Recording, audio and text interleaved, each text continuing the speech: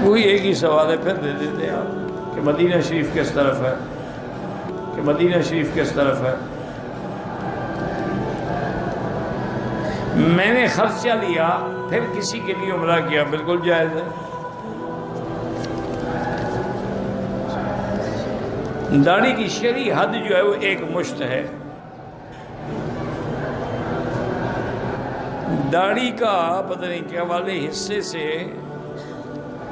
بہرحال داڑھی کی ایک مشت ہونی چاہیے، اس سے زیادہ کاٹ سکتے ہیں۔ آب زمزم بھی بیٹھ کے پئیں، لیکن کھڑے ہو کے پئیں تو جائز ہے۔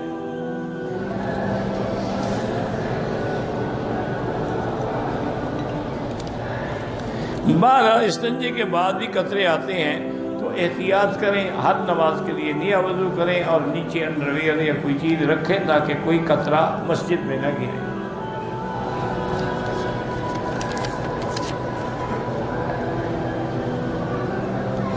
مونچھیں رکھ سکتے ہیں، ہاں جی بالکل رکھ سکتے ہیں، لیکن یہ نہیں کہ 2 فٹ کی مونچھیں ہوں۔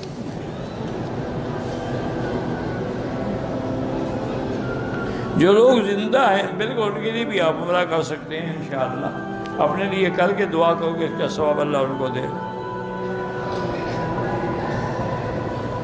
حضور کے زمانے مثال سے لے کر آج تک حرم شریف اور مسجد نبوی میں جماعت سے نماز ہوتی رہی، یا درمیان میں کوئی رکاوٹ وغیرہ جاری ہوئی؟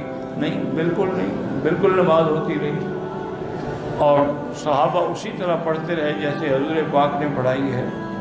پھر تابعین مجتہدین نے بھی انہی سے لیا ہے، اپنی طرف سے تو کوئی مسئلہ نہیں بنایا۔ اگر احرام ہم ہوٹل سے باندھ لیں، مسجد عائشہ جا کے وہاں سے نیت کر کے آ جائیں، بالکل جائز ہے۔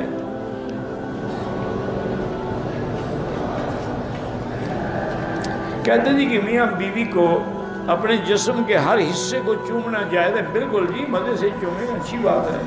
کلمہ بھی پڑھتے رہو، حجر اسود بھی چومتے رہو، اور عورتوں کی شرمگاہیں بھی چومتے رہو۔ یہ نصیب کی بات ہے، کسی کو حجر اسود ملا، تمہیں عورت کو بدن ملا۔